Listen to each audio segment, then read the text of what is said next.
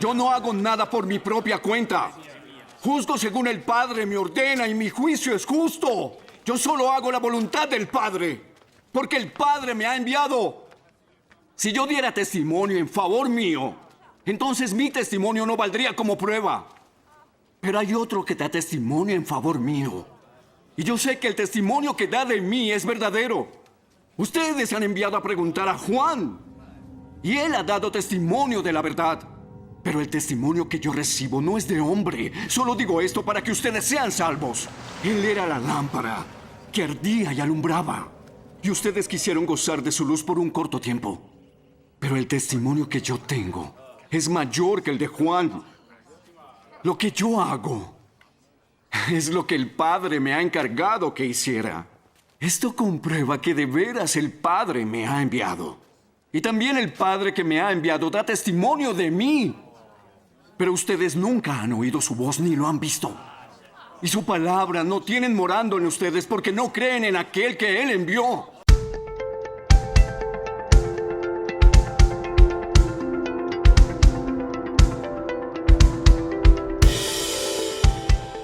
Hola a todos. Bienvenidos a otra inmersión profunda. Esta vez en la lección 8 del cuarto trimestre. Prepárense.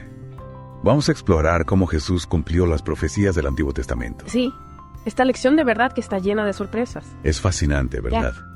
Cómo la vida y el ministerio de Jesús Fueron predichos siglos antes. nos ayuda a entender mejor El panorama completo. de la historia de la salvación.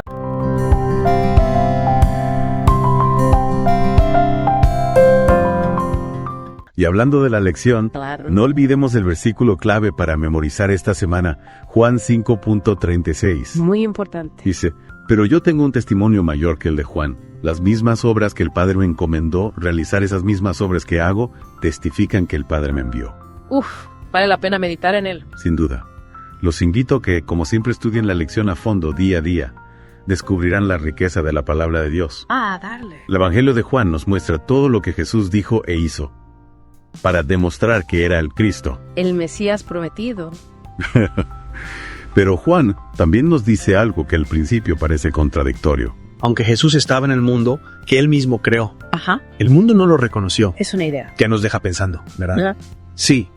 Juan 1.10 lo dice claramente, en el mundo estaba, y aunque el mundo fue hecho por él, el mundo no lo reconoció. Imagínate. No reconocieron a su propio creador. Es increíble. ¿Cómo es posible que no lo reconocieran? Estaban ciegos. Bueno, no se trata de una ceguera física, sino de una ceguera espiritual. Los evangelios, especialmente el de Juan, están llenos de ejemplos donde la gente, sobre todo los líderes religiosos, no reconocieron a Jesús a pesar de las evidencias. ¿En serio? Sus expectativas del Mesías eran muy diferentes a la realidad de Jesús. Claro, Juan registra muchos milagros realizados por Jesús. ¿Crees que eso debería haber sido suficiente para que lo reconocieran?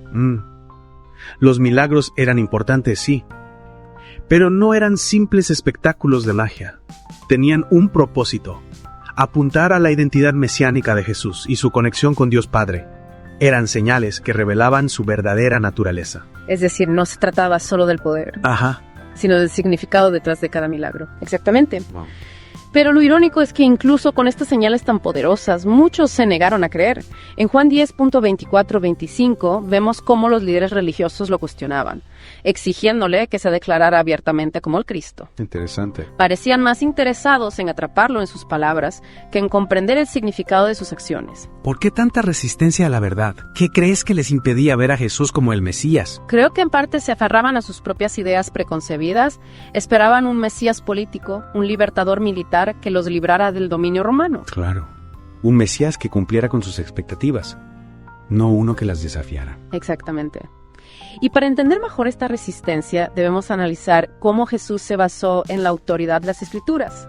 Él no se presentaba como un revolucionario que rompía con la tradición, sino como alguien que venía a cumplirla. Ahí está la clave. Jesús siempre se apoyaba en el Antiguo Testamento. No pretendía invalidarlo, sino darle su verdadero sentido. Vemos cómo Jesús remitía constantemente a las Escrituras como testimonio de su identidad. Y no solo se refería a las Escrituras, sino que también las interpretaba con una autoridad que nadie más tenía. Su conocimiento de las Escrituras era profundo, pero lo más importante es que las vivía. No eran solo un libro de texto para él, sino la palabra viva de Dios que se hacía carne en su persona. Es un ejemplo poderoso para nosotros. No se trata solo de leer la Biblia, sino de permitir que transforme nuestra vida. Exactamente. Y uno de los ejemplos más claros de cómo Jesús usó las Escrituras para revelar su identidad es cuando se compara con la serpiente de bronce que Moisés levantó en el desierto. Lo encontramos en Números 21.59 y Juan 3.14. Es una analogía fascinante. ¿Puedes explicarnos un poco más? Claro, en el Antiguo Testamento la serpiente de bronce sanaba a quienes la miraban con fe. Jesús se compara con esa serpiente diciendo que Él mismo sería levantado para dar vida eterna a todo aquel que cree en Él. ¡Wow! Es increíble cómo un evento del Antiguo Testamento prefiguraba la obra de Jesús en la cruz. Así es. Y hay muchos otros ejemplos en los evangelios donde las escrituras se usan para identificar a Jesús como el Mesías. Encontramos referencias directas a profecías que se cumplen en Jesús. Es como si todo el Antiguo Testamento estuviera apuntando hacia él, ¿verdad? Exactamente. Y no olvidemos que esta confianza en las escrituras no era exclusiva de Jesús. Todo el Nuevo Testamento se construye sobre el fundamento del Antiguo Testamento. Es como una gran historia que se va desarrollando a través de los siglos con Jesús como el punto culminante. Precisamente. Y Juan en su evangelio nos muestra cómo Jesús va desvelando esa historia a través de sus palabras y acciones. Está repleto, Juan, de citas y alusiones al Antiguo Testamento que apuntan Directo a Jesús. Sí. Es como si cada una de ellas fuera una pieza de un rompecabezas que al unirse revelan la imagen completa de Jesús como el Mesías. Cada detalle Increíble. encaja a la perfección. Por ejemplo, en Juan 1.23 se nos presenta a Juan el Bautista como la voz que clama en el desierto, tal como lo profetizó Isaías en el capítulo 40. Increíble, como cada personaje y cada evento tienen un significado más profundo en la historia de la salvación. Y en Juan 2.16-17 vemos a Jesús limpiando el templo, ¿En serio? mostrando un celo ardiente por la casa de su padre, como se describe en el Salmo 69.9. Es asombroso cómo cada acción de Jesús tenía un significado profético. Y no podemos olvidar No. la escena en Juan 7.38, donde Jesús se presenta como la fuente de agua viva, cumpliendo la profecía de Jeremías 2.13. Es como si cada palabra Ajá. y cada acto de Jesús estuvieran entrelazados con las Escrituras. Precisamente. Y en Juan 19.36 se nos dice que ningún hueso de Jesús sería quebrado tal como se prescribía para el Cordero Pascual en Números 9.12. ¿Ves la conexión? Claro, Jesús como el verdadero Cordero de Dios que quita el pecado del mundo. Exactamente. La imagen del Cordero Pascual nos ayuda a comprender mejor Su sacrificio el sacrificio de Jesús en la cruz. es realmente impresionante. Cómo todos estos detalles se conectan. Sí. Pero lo curioso Es que los discípulos no comprendieron completamente cómo las Escrituras señalaban a Jesús hasta después de su resurrección. Así es, Juan 2.22. Ajá. Y 20.9 nos muestran cómo la resurrección les abrió los ojos a la verdad que siempre estuvo presente en las Escrituras. Es como si la resurrección fuera la clave para entender el verdadero significado de las profecías. Exactamente. Yeah. La resurrección fue la confirmación definitiva ¿De qué? de que Jesús era el Mesías prometido. Y hablando de profecías, Sí. en Juan 5.39, Ujú. Jesús hace una afirmación bastante audaz a los líderes religiosos. Les dice que las Escrituras mismas dan testimonio de él. Es como si les estuviera diciendo, tienen la respuesta frente a sus ojos, pero no la ven. Exactamente. La cantidad de profecías del Antiguo Testamento que Jesús cumplió es simplemente asombrosa. ¡Wow! Es un hecho estadísticamente improbable Una prueba irrefutable de su identidad. de su identidad como el Mesías. Sin duda, y hay muchos más ejemplos que podríamos mencionar. ¿Cómo cuáles? Por ejemplo, en Juan 12.0 vemos a Jesús entrando a Jerusalén mientras la multitud lo aclama con hosana, tal como lo describe el Salmo 118.26. Qué escena tan emotiva. La gente reconociendo a su rey, aunque no fuera el rey que esperaba. Exacto. Sí. Y en Juan 12.14-15, Sí. Jesús entra a Jerusalén montado en un burro, cumpliendo la profecía de Zacarías 9.9 sobre la llegada humilde del rey. Un rey humilde pero poderoso al mismo tiempo. Y no podemos olvidar la traición de Judas, ¿O no? un evento que también fue profetizado en el Salmo 41.9 Interesante. y relatado en Juan 13.18. Es interesante cómo hasta los eventos más oscuros de la vida de Jesús estaban predichos en las Escrituras. Es una muestra más de que Dios tiene el control de todas las cosas, incluso de aquellas que nos parecen negativas. Y por último, Email. en Juan 19.37 se nos relata cómo el costado de Jesús fue traspasado, cumpliendo la profecía de Zacarías 12.10 y 13.6 sobre el Mesías herido. Es impresionante cómo cada detalle de la vida, muerte y resurrección de Jesús estaba profetizado en el Antiguo Testamento. Pero volviendo a la resistencia de los líderes religiosos. ¿Por qué crees que se negaron a reconocer a Jesús a pesar de todas las evidencias? Eran expertos en las Escrituras. Esa es una pregunta muy interesante. En Juan 8.2 de 30, Jesús tiene un diálogo revelador con estos líderes. Así. Les dice que no lo conocen ni a él ni al Padre, que son de abajo y que están atrapados en las tradiciones del mundo. Es decir, que su conocimiento de las escrituras era superficial. Ajá. No llegaba al corazón. Tenían la letra, pero no el espíritu. Exactamente.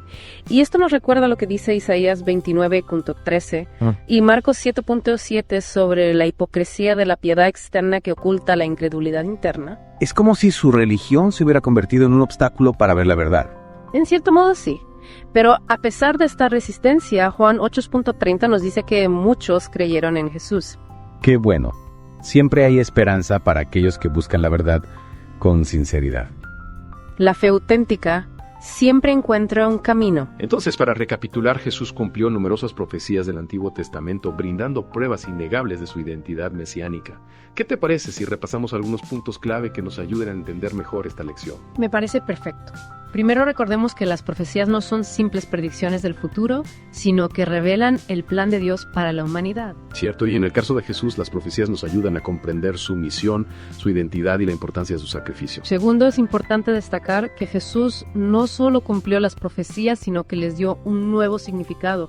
Las reinterpretó a la luz de su propia persona y de su mensaje de amor y redención. Es decir, no se trata solo de una coincidencia histórica, sino de un plan divino que se desarrolla a través de los siglos. Exacto.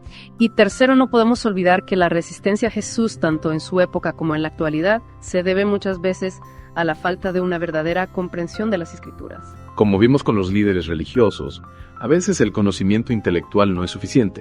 Se necesita un corazón abierto a la verdad y dispuesto a dejarse transformar por ella. Precisamente. Y esta lección nos deja con una pregunta crucial. ¿Cómo podemos evitar caer en la trampa de aquellos que, a pesar de conocer las Escrituras, rechazan a Jesús? Es una pregunta que todos deberíamos hacernos. ¿Cómo podemos asegurarnos de que nuestra fe no se base solo en la tradición, sino en una relación personal con Jesús, el Mesías prometido?